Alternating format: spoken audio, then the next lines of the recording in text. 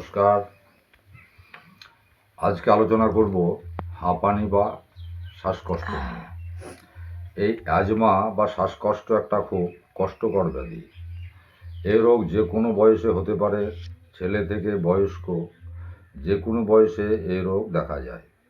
বংশে বাবা মা ঠাকুরমা দাদু যদি কারো হয়ে থাকে তাহলে বংশানুক্রমে এটা হয়ে থাকে। আবার বংশে কারো নাই অথচ শ্বাসকষ্ট হতে দেখা যায়। যাহারা বাহিরে কলকারখানায় কাজ করে বা পাথরের খাদানে কাজ করে তাদের মধ্যে বিষাক্ত ধোঁয়া ও ধূলিকণা লাংসে প্রবেশ করে শ্বাসকষ্ট হয়। এছাড়া মায়েদের মধ্যে যাহারা উনুনে রান্না করেন তাদের মধ্যে দীর্ঘদিন ধোঁয়ার মধ্যে রান্না করার ফলে শ্বাসকষ্ট হয়ে থাকে। অ্যাজমা রোগী অল্পতেই ঠান্ডা লেগে যায়, ঘন ঘন সর্দি কাশি হাঁচি ইত্যাদি হয় এবং প্রচণ্ড শ্বাসকষ্ট হয়। এখন প্রশ্ন হচ্ছে, হাঁপানি রোগীরা কিভাবে সুস্থ থাকবেন? প্রথমত, শরীরে ঠান্ডা যাতে না লাগে সেদিকে দৃষ্টি রাখতে হবে। কোনো ঠান্ডা খাবার খাওয়া যাবে না। কোল্ড ড্রিঙ্কস, ফ্রিজের জল একেবারে খাবেন না।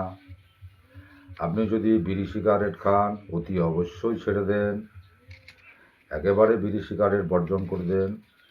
এখন শীতের দিনে গায়ে গরম জামা কাপড় পরে থাকবেন, শরীরে কোনো মতেই যেন ঠান্ডা না লাগে। সকালে ঈষদ উষ্ণ গরম জল পান করুন। ধুলো গুঁড়োর দিকে যাবেন না, ধুলো গুঁড়ো থেকে সতর্ক থাকুন।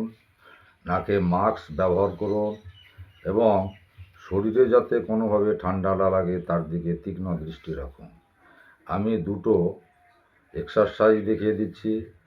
যদি প্রতিদিন এই দুটো এক্সারসাইজ, ব্রিথিং এক্সারসাইজ করতে পারেন তো 100% হাঁপানি থেকে মুক্তি থাকবেন। আমি এক্সারসাইজগুলো দেখিয়ে দিচ্ছি, চলুন। প্রথমে করবেন মৎস্যাসন। এটা লাংসের খুব ভালো ব্যায়াম। এভাবে পদ্মাসন করে নেবেন, চিত হয়ে শুয়ে পড়বেন।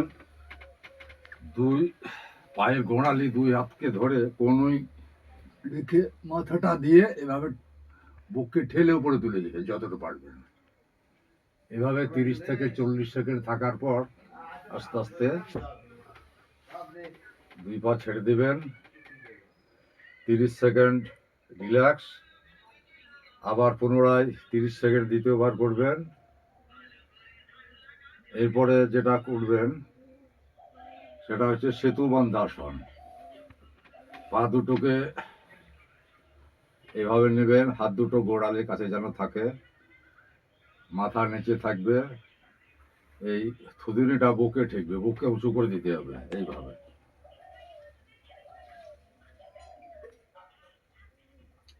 30 থেকে 40 সেকেন্ড এভাবে থাকতে হবে। আস্তে আস্তে নামাবেন, পা দুটো ছড়িয়ে দিবেন, পুনরায় আর একবার করবেন।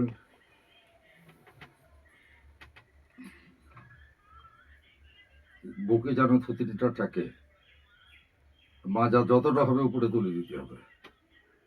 আস্তে আস্তে নামাবেন, 30 থেকে 40 সেকেন্ড করে রিল্যাক্স করবেন। এইভাবে প্রতিদিন একবার থেকে দুবার খালি পেটের দিকে করবেন। এরপরে একটা ব্রিথিং এক্সারসাইজ দেখাচ্ছি, শ্বাস প্রশ্বাসের ব্যায়াম। যে কোনো সুখাসনে বসবেন, হাত দুটো এভাবে রেখে দেবেন, জ্ঞান মুদ্রায় রেখে দিয়ে গভীরভাবে নাক দিয়ে শ্বাস নেবেন। গভীরভাবে শ্বাস নিয়ে পেট পর্যন্ত একবার গভীর শ্বাস নিয়ে যতক্ষণ পারবেন, 15 সেকেন্ড, 20 সেকেন্ড, 30 সেকেন্ড চেষ্টা করবেন যতক্ষণ বেশি পারা যায়। শ্বাসটা নিয়ে মুখ দিয়ে জোরে ছেড়ে দেবেন। আমি দেখিয়ে দিচ্ছি, দেখুন।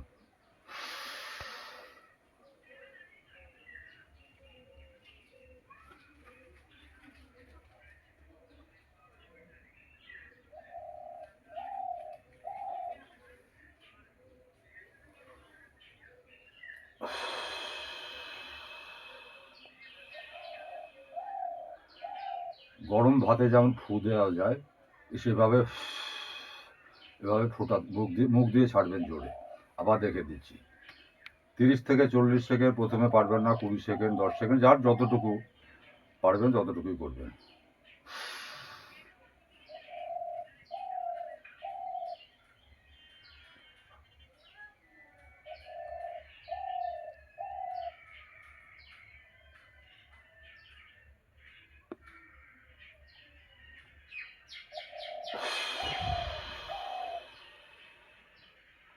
এইভাবে 5 থেকে 10 মিনিট প্রতিদিন যদি খালি পেটের দিকে করবেন, সকাল সন্ধ্যা একবার করে করতে পারেন, এর কাজ সঙ্গে সঙ্গে পাবেন।